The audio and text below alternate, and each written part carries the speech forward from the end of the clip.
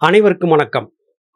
நாம் கண்ணுடைய வள்ளல் என்கிற உயர்ந்த ஞானி ஒருவர் இயற்றி திரு அருட்பிரகாச வள்ளலார் பதிப்பித்த ஒளிவில் ஒடுக்கம் என்கிற நூற்தொகுப்பை வாசித்துக் கொண்டிருக்கிறோம். இந்நூலிலே துறவு என்கிற தலைப்பின் கீழமைந்த எண்ணங்கள் ஆசைகளை துறத்தலின் அவசியத்தை பற்றியதான குறிப்புகளை பார்த்து வருகிறோம். மனதை பக்குவப்படுத்துவதற்கு நல்ல மகான்களுடைய வார்த்தைகள் நமக்கு உதவியாக இருக்கின்றன. இன்றைய பாடற்பதிவை பார்க்கலாம். குரங்கின் துணிச்சி குடும்பக் குழாமும் பெருங்குப்பையில் கரடி பெண்டும் பொருந்துவரோ காலனும் தீயும் கடலும் இருங்கல்லுமாய் மேலும் நரகாய்விடும். குரங்குகள் கூட்டம் கூட்டமாக வாழ்கின்றன. ஆனால் அந்த குரங்குகள் ஒன்றுக்கொன்று சண்டையிட்டு கொண்டு விட்டால் ஒரு வனத்தையே கூட நாசம் செய்துவிடும். சாதாரணமாக ஒருவன் அபரிவிதமாக சேஷ்டைகள் செய்கிறான் என்றால் அவன் குரங்கு சேஷ்டை பிடித்தவன் என்று சொல்லுவது வழக்கம். குரங்குகளின் சேட்டை என்பது அத்துணை துன்பத்தை தந்துவிடக்கூடியது. குரங்கு கூட்டம் ஒன்றுக்கொன்று சண்டையிட்டு கொண்டு விட்டால் அது அந்த பிராந்தியத்திற்கு மிகப்பெரிய கேட்டை தந்துவிடும் என்று நம்முடைய முன்னோர்கள் நமக்கு சொல்லிக் கொடுக்கிறார்கள்.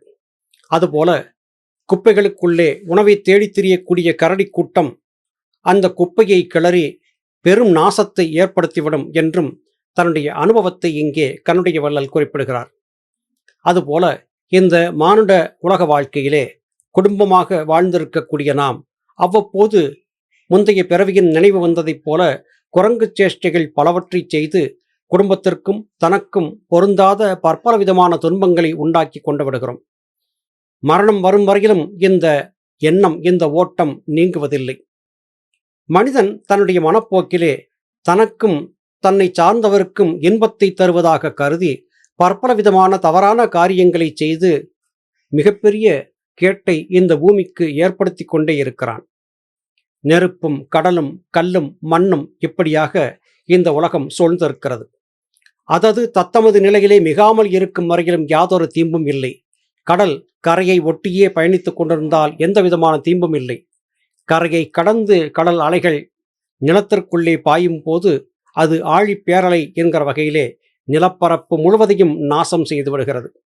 அதுபோல மலைகள், மலை முகடுகள், பாறைகள் நிலைத்த தன்மையில் இருக்கும் வரையிலும் எவ்விதமான பிரச்சனையும் இல்லை.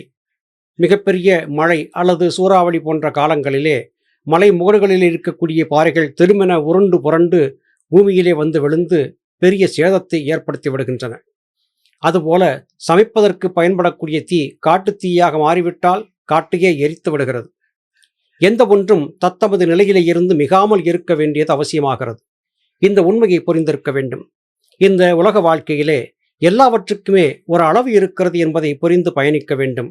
அளவு கடந்து ஆசை வயப்பட்டு நாம் செய்யக்கூடிய காரியங்கள் நமக்கு மிகப்பெரிய கேட்டை கொடுக்கும். நமக்கு மாத்திரமல்ல, நாம் வாழ்ந்திருக்கும் சமுதாயத்திற்கும் மிகப்பெரிய கேட்டை கொடுக்கும். எனவே எச்சரிக்கையாக இந்த உலக வாழ்க்கையிலே பயணியுங்கள் என்று கண்ணுடைய வள்ளல் குறிப்பிடுகிறார். கண்ணனைப் போல் தன்னை அறிவனோ காக்கையுடன் மண்ணுகுயில் போனவாறு போல் அந்நியமாய் பேசாது போன துறவி பிறப்பறுப்பார்க்கு ஆசானம் என்றே அறி. இந்த உலக வாழ்க்கையை செவ்வனே வாழ்ந்திருந்து வாழ்க்கையின் சாதக பாதகங்களை சரியாக அலசி ஆராய்ந்து அறிந்து முந்தைய குருமார்கள் சொல்லிக் கொடுத்த கருத்துக்களை உள்வாங்கி யோகதவத்திலே ஈடுபட்டு தன்னை பக்குவப்படுத்தி கொண்டு விட்ட மெஞ்ஞானிகள் குருமார்களாக மாறியமைந்து இந்த உலகத்தவர்களுக்கு தேவையான நல்ல பல அறிவுரைகளை சொல்லி வருகிறார்கள். ஒவ்வொரு காலத்திலும் மூத்தோர் சொல்வார்த்தை அமிழ்தம் என்று கொண்டு வாழ்ந்து பயணிக்க வேண்டியது மானுடப் பிறவி எடுத்தவர்களின் கடமையாகிறது. இந்த உலக வாழ்க்கையிலே தான் செய்யக்கூடிய காரியத்தை தான் செய்வது நல்லதா கெட்டதா என்று தெரியாத நிலையிலேயே செய்யக்கூடியவர்கள் ஏராளமானவர்கள் இருக்கிறார்கள். காக்கையும் குயிலும் பார்ப்பதற்கு கருப்பாக இருந்தாலும் கூட குயில் முட்டையிட்டு தன்னுடைய குஞ்சுகளை காப்பாற்றிக் கொள்வதில்லை. காக்கை கூட்டிலே கொண்டு போய் தன்னுடைய முட்டையை இட்டு காக்கையின் முட்டையை நாசம் செய்து விடுகிறது. அதுபோல இந்த உலக வாழ்க்கையிலே தன்னை நல்லவனாக தெரிந்திருந்தாலும் கூட தான் சந்தோஷமாக இருப்பதற்கு எதையும் செய்யலாம் என்று காரியங்களை செய்யக்கூடிய சிலரால் சமுதாயத்திற்கு மிகப்பெரிய கேடு என்பது ஏற்பட்டு விடுகிறது. காக்கை தன்னுடைய துன்பத்தை குயில் மூலமாக ஏற்படுத்திக் கொள்ளுகிறது. அறிவாளியாக தன்னை காட்டிக்கொள்ளக்கூடியவன் தனக்கும் சமுதாயத்திற்கும் கேட்டை ஏற்படுத்தி விடுகிறான்.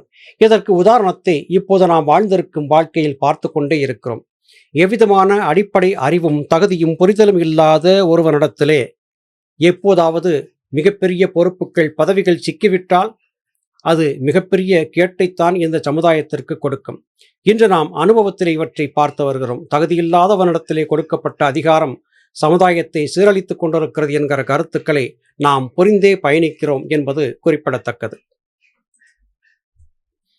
நித்திரை செய் வீட்டின் நெருப்பும் பெரும்படையும் முற்றி புறப்படார் முற்றத்தே பித்தரை போல் நில் என்று சொன்னாலும் நிற்பரோ அப்படிக்கான் இல்லறத்தை நீத்தார் இயல்பு. ஒருவன் ஆனந்தமயமாக தன்னால் பார்த்து பார்த்து அலங்காரமாக கட்டப்பட்ட வீட்டிலே வாழ்ந்து கொண்டிருக்கிறான். நள்ளிரவு வேளை ஆழ்ந்து உறங்கிக் கொண்டிருக்கிறான். உறங்கிக் கொண்டிருக்கும் போது அந்த வீட்டிலே திடீரென்று நெருப்பு பற்றி கொண்டு விட்டது.